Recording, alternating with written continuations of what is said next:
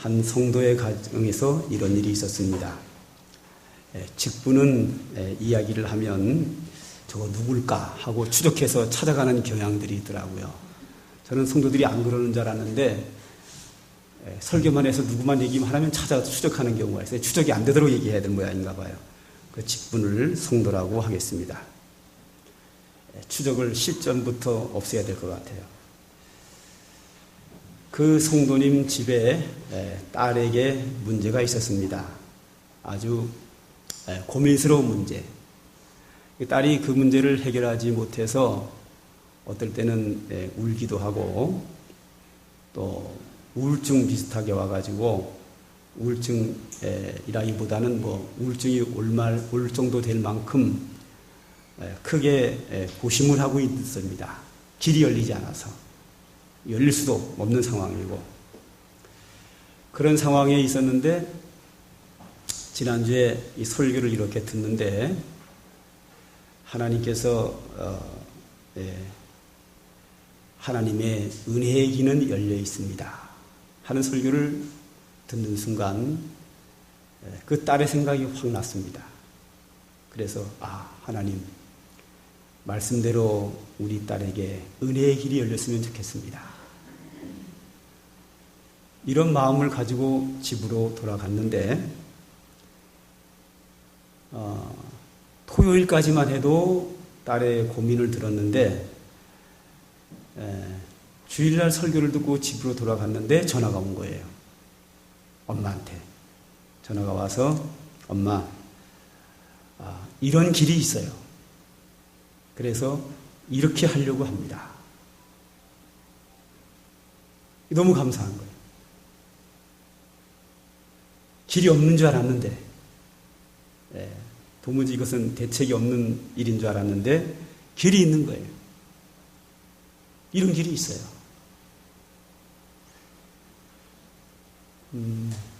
설교를 들으면서 하나님 내 딸에게도 길이 열렸으면 은혜의 길이 열렸으면 좋겠는데 하고 돌아갔는데 몇 시간 만에 토요일까지만 해도 길에 대해서 전혀 예측하지 못했는데 이런 길이 있어요. 그래서 그 길을 간다는 거예요.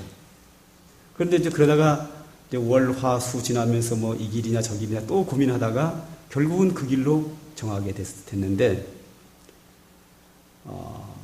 엄마가 설교를 들었다 이런 얘기는 안 했어요. 그런데 결국 고민하다가 새로 알게 된 그 길로 가게 됐는데 미리 예측하기에는 확실한 건 아니겠지만 예측하기에는 이렇게 역사하시는 하나님은 그 길을 통해서 그 딸에게 복을 주신다. 저는 그렇게 믿습니다.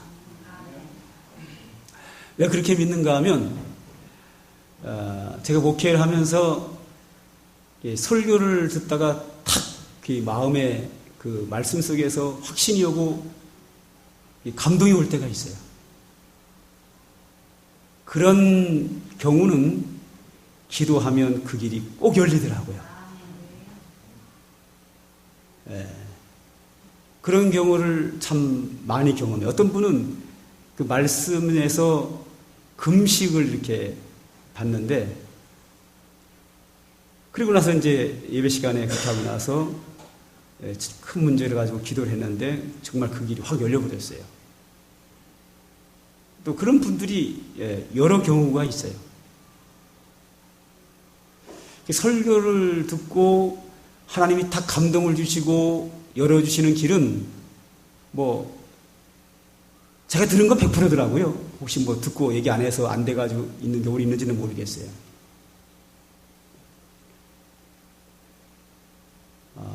신학에서 우리가 하나님의 은혜를 받는 방법, 즉 방편이라고 그래요. 신학에서는 은혜 받는 방법이 3가지가 있다. 첫째가 말씀, 두 번째가 성례식, 세 번째가 기도라 그러는데 이 3개 중에서 가장 중요한 것을 일반적이고 중요하고 첫 번째로 다루는 것이 뭐냐 하면 말씀이다 이거죠. 말씀을 통하여 하나님이 우리에게 은혜를 주신다. 여러분, 이 말씀을 통해서 우리가 하나님의 은혜를 받는데, 그 말씀을 통해서 은혜를 받으려면 설교를 잘 들어야 돼요. 예. 설교 시간에 딴 생각을 하시면 안 돼요. 조셔도 안 되고. 하나님의 말씀은 우리에게 나타날 때 여러 가지 다양한 방법으로 내용도 다양하게 우리에게 나타납니다. 하나님의 우리에게 말씀이 나타날 때 내용상으로 볼 때 어떨 때는 우리를 부르시고 어떨 때는 말씀으로 우리에게 명령하시고 어떨 때는 축복을 약속하시고 여러 가지 그 일들이 있는데 제가 앞으로는 말씀을 통하여 우리에게 주시는 은혜 이 부분을 시리즈로 한 4, 5주 가려고 해요. 오늘은 말씀 중에서 하나님의 부르심이 있어요. 하나님의 부르심에 대해서 어떻게 우리가 응답해야 하는가. 하나님의 부르심부터 시작을 해서 말씀을 통해서 우리에게 어떤 은혜를 어떻게 축복하시는가를 우리가 봄으로 말미암아 여러분들이 특히 설교에 귀를 기울이시고 하나님의 축복이 여러분 가운데 함께하기를 주님의 이름으로 축원합니다. 자, 창세기에 보면 아담은 하나님의 부르심을 피했습니다. 제가 요약한 걸 보면 창세기 3장 8절로 10절을 보면 하나님의 음성을 듣고 아담과 그 아내가 여호와 하나님의 낯을 피하여 동산 나무 사이에 숨은지라. 여호와 하나님이 아담을 부르시며 그에게 이르시되 내가 어디 있느냐. 가로되 내가 동산에서 하나님의 소리를 듣고 내가 벗었으므로 두려워하며 숨었나이다. 아담과 하와가 선악과를 따먹었습니다. 죄를 진 겁니다. 하나님이 아담을 찾아오셨습니다. 아담아, 아담아. 그러면 얼른 내가 여기 있습니다. 하나님, 그런데 제가 죄를 지었습니다. 회개했더라면 하나님의 큰 은혜와 용서가 있었을 것이라고 저는 믿습니다. 그런데 아담과 하와는 숨습니다. 숨은 아담을 찾아오셔서 하나님이 아담아, 아담아, 네가 어디 있느냐? 숨어있는 아담을 찾아오셔서 그를 부르시는데 아담의 대답은 내가 벗었기 때문에 숨었습니다. 내가 하나님을 피했습니다. 그리고 하나님, 내가 선악과를 따먹은 것은 내가 먹고 싶어 먹은 것이 아니라 하와가 시켰습니다. 하와는 말합니다. 아닙니다. 하나님, 뱀이 나에게 시켰습니다. 자기의 죄에 대한 회피, 책임 전가, 변명으로 일삼습니다. 하나님이 우리를 찾아오실 때는 은혜 주시기 위하여 찾아오시는데 우리에게 은혜 주기 위하여 우리를 부르시는데 하나님이 우리에게 말씀하실 때는 은혜 주고 싶어서 말씀하시는데 아담은 그 하나님의 부르심을 거부했습니다. 피했습니다. 숨었습니다. 변명했습니다. 이것이 아담이 하나님의 큰 은혜를 받는 데에 실패한 이유입니다. 그 다음에 우리 성경에서 두 번째로 볼 수 있는 인물이 삭개오입니다. 삭개오는 예수님의 부르심에 응답으로 영접했습니다.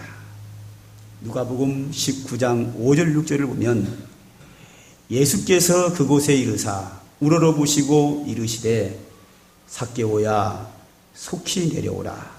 내가 오늘 내 집에 유하여야 하겠다 하시니 급히 내려와 즐거워하며 영접하거늘. 아담처럼 삭개오도 죄인입니다. 이 삭개오의 이야기가 끝나고 예수님께서 하신 말씀이 뭐냐면 인자에 온 것은 잃어버린 자를 찾아 구원하려 왔다. 그렇게 말씀하십니다. 즉 삭개오는 잃어버린 자.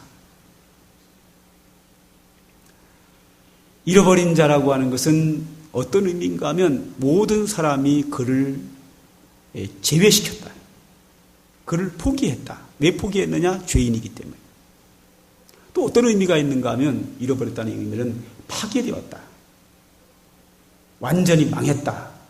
그런 의미가 있어요. 완전히 죄로 파괴돼가지고 사람들이 그를 포기하고 제껴놓은 상태를 잃어버린 자라고 합니다. 죄인 중에 죄인입니다. 죄인 삭개오입니다. 예수님이 죄인 삭개오를 부르십니다. 삭개오야, 삭개오야. 내가 오늘 너희 집에 머물고 싶구나. 그때 삭개오는 즐거워하며 급히 내려와 즐거워하며 영접했다라고 합니다. 예수님을 영접한 삭개오. 예수님의 부르심에 응답하여 예수님을 영접한 삭개오. 그 집에 놀라운 은혜가 임했습니다. 주님의 말씀을 듣고 그는 변했습니다. 은혜 받았습니다. 자기의 죄를 회개합니다. 말로만 회개하는 것이 아니라 그가 잘못한 걸 다 원상복귀시키고 새로운 삶을 출발하게 됩니다. 그리고 주님은 삭개오에게 마지막으로 말씀하십니다. 오늘 구원이 이 집에 이르렀으니 이 사람도 아브라함의 자손이로다. 할렐루야. 오늘 구원이 이 집에 이르렀으니 이 삭개오가 잃어버린 자가 아니라 이제는 아브라함의 자손이다. 구원받은 하나님의 백성이다. 인자에 온 것은 잃어버린 자를 찾아 이렇게 구원하려고 왔다. 주님의 부르심에 기쁨으로 응답으로 영접한 삭개오에게 하나님의 풍성한 은혜가 그의 인생과 가정에 임했습니다.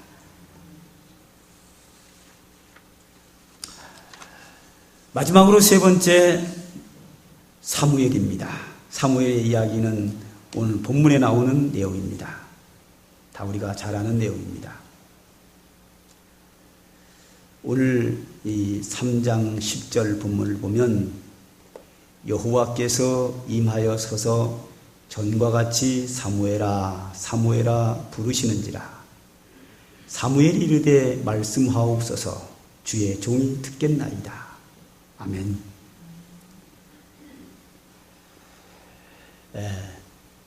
주님의 부르심에 가장 아름답게 응답한 사람입니다. 주님이 삭개오를 부릅니다. 사무엘을 부릅니다. 아직 어린 사무엘입니다. 7절에 사무엘이 아직 여호와를 알지 못했다고 하는 것은 하나님을 모른다는 얘기가 아니라 이 사무엘은 성전에서 하나님을 섬기는 자입니다. 근데 하나님에 대한 체험이 없었다는 거죠. 아직까지 어리니까. 근데 이 첫 번째 체험입니다.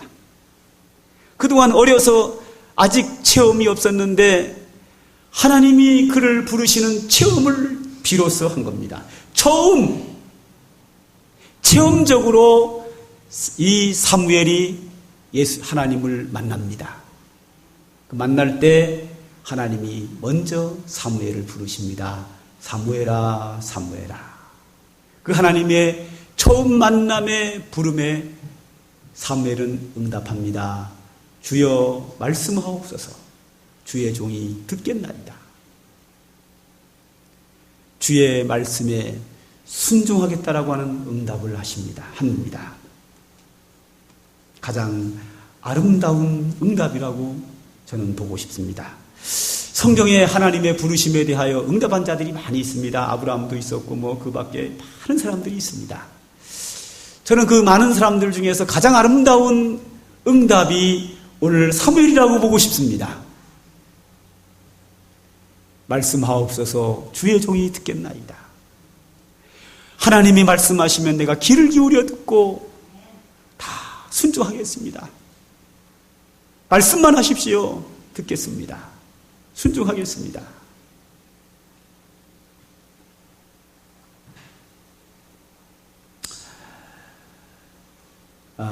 이 본문의 그 배경을 보게 되면 어떤 상황인가 하면 이 사무엘은 그의 어머니 한나가 기도를 해서 응답으로 얻은 아들입니다. 그 응답으로 얻은 아들이기 때문에 하나님과의 약속에 따라서 그 아이가 젖을 뗄 때에 어린 아이를 하나님의 성전에서 평생을 헌신하도록 하나님께 드립니다. 사무엘은 어려서부터 엄마를 떨어져서 성전에 생활을 합니다. 그때 이스라엘 나라는 극도로 타락한 시대입니다. 훌륭한 지도자도 없고 사사기 시대이기 때문에 이 시대는 사람마다 자기 옳은 소견대로 행하는 시대, 극도로 타락해서 세속화의 시대입니다. 이 성전에서 봉사하는 엘리 제사장까지도 타락을 했습니다. 엘리 제사장의 아들들은 말할 것도 없고요. 극도로 타락을 했고요. 더 이상 소망 없는 시대입니다. 그래서 오늘 성경에 그런 말이 나옵니다. 앞에 보면 하나님의 말씀이 희귀한 시대다. 즉 하나님이 누구하고도 말하고 싶지 않은 거예요.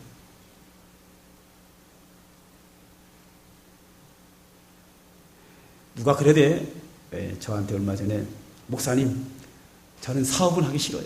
왜요? 그랬더니 아유 사람 상대 싫다는 거예요.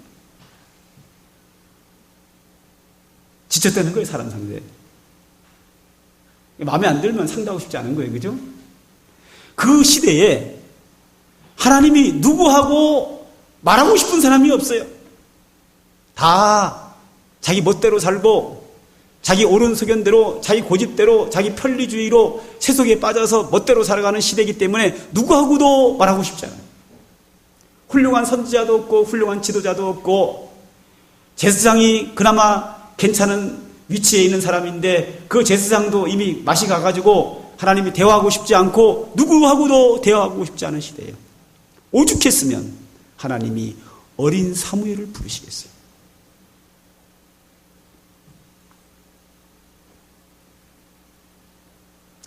오죽했으면 하나님이 어린 사무엘을 부르셨겠느냐.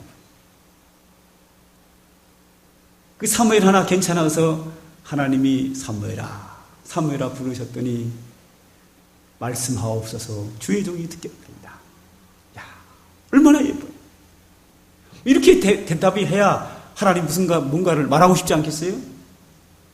그래서 어린 아이에게 하나님이 다 제사장 이상 다 제껴놓고 어린아이에게 말하는 거예요. 내가 너에게 앞으로 일어날 일을 얘기하는데 사람들이 이 얘기를 들으면 깜짝깜짝 놀랄 것이다. 그것이 11절이죠. 두 귀가 열리리라 깜짝깜짝 놀란다는 거예요. 그 다음에 19절을 보세요. 19절 사무엘이 자라매 여호와께서 그와 함께 계셔서 그의 말이 하나도 땅에 떨어지지 않게 하셨다. 사무엘이 자라면서 하나님은 계속 사무엘에게 말씀하시는데 그 사무엘이 하나님 말씀을 받아서 사람들에게 전하면 그대로 다 실천이 되는 거예요. 할렐루야. 제사장에게 말씀하시지 않고 그 자라나는 어린이 사무엘에게 말씀하시면 사무엘이 말하면 다 그대로 되는 거예요. 예. 어린 사무엘이지만 그가 말하는 말이 누구의 말이에요? 하나님의 말이에요. 하나님이 사무엘에게 말씀하시면 사무엘이 말하면 그대로 다 이루어졌다. 하나도 땅에 떨어지지 않고 헛되지 않고 다 그대로 되었다.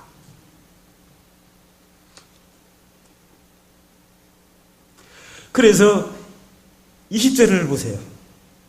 단에서부터 브엘세바까지의 온 이스라엘이 사무엘은 여호와의 선지자로 세우심을 입은 줄 알았더라. 사무엘이 말한 대로 다 이루어지니까 하나님이 이 땅에 선지자를 세우셨는데 그 선지자가 사무엘이다라고 온 백성이 인정했다는 거예요.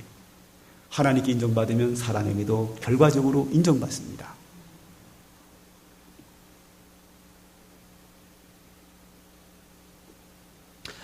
자, 21절도 보세요. 여호와께서 실로에서 다시 나타나시되 여호와께서 실로에서 여호와의 말씀으로 사무엘에게 자기를 나타내시니라. 항상 하나님은 사무엘에게 말씀으로 자기를 나타내셨다.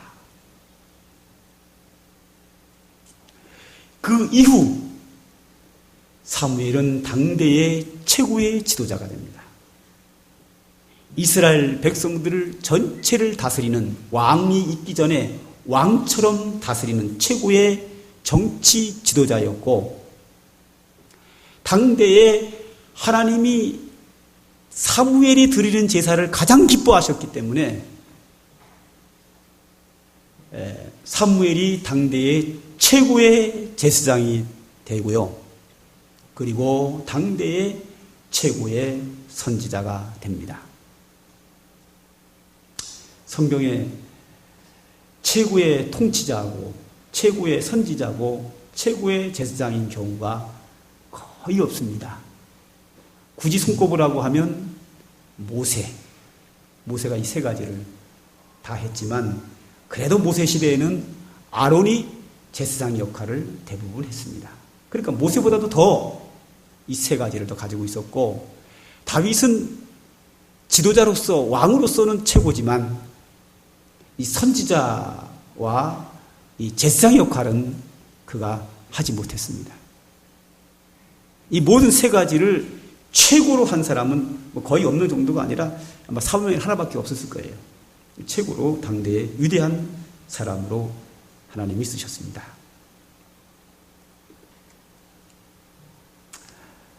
하나님의 부르심의 응답. 하나님의 부르심의 응답을 영접하는 자에게 하나님의 크신 은혜가 임합니다. 하나님의 부르심의 응답을 순종으로 하는 자, 그 말씀을 무엇이든지 듣겠나이다 하는 자에게 하나님은 귀하게 쓰십니다.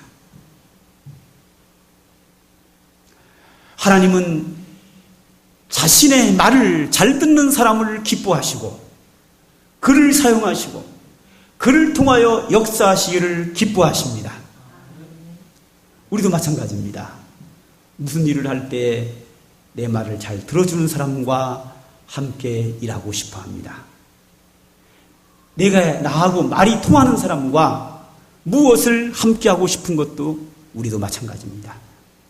하나님도 그가 말씀하실 때에 종이 듣겠습니다 라고 응답하는 자를 통하여 하나님은 놀라운 일들을 이룩하십니다. 하나님은 우리에게 은혜 주시는 방법이 여러 가지가 있는데 그 중에 첫 번째가 뭐라고요? 말씀을 통해서 은혜를 주십니다. 사무엘과 하나님과의 첫 만남, 실제적인 만남, 하나님의 음성입니다. 사무엘을 부르시는 말씀, 그리고 앞으로 될 일들을 그에게 알리심으로 말미암아 말씀을 통하여 사무엘에게 하나님의 은혜가 임했고, 그 은혜의 말씀을 통하여 그는 당대의 최고의 성공자로 정상에 설 수 있었습니다. 당대의 하나님이 가장 기뻐하셨고, 당대의 하나님의 가장 큰 축복을 받았고, 당대의 가장 위대한 사람으로 설 수 있었던 것은 주의 부르심에 대하여 말씀하옵소서 종이 듣겠나이다. 겸허한 자세, 하나님의 말씀에 귀를 기울이는 자에게 하나님은 말씀을 통하여 놀라운 은혜를 그의 인생길 속에 주셨습니다. 대부분의 성도들이 하나님의 은혜를 받는 방법은 기도라고 생각을 합니다. 내가 이걸 달라 그러면 준다. 그래서 뭐 얻으니까 응답되는 것. 뭐 성령 충만 구하면 성령 충만 주시고, 물질 구하면 물질 주시고, 건강 구하면 건강 주시고, 구하면 주신다. 구하면 주신다. 뭔가 하나님께 받기 위해서 기도가 최고의 은혜의 방편이라고 그렇게 생각하는 것이 일반적입니다. 기도가 하나님의 은혜의 방편인 것은 맞지만 그보다 더 큰 것이 하나님의 말씀입니다.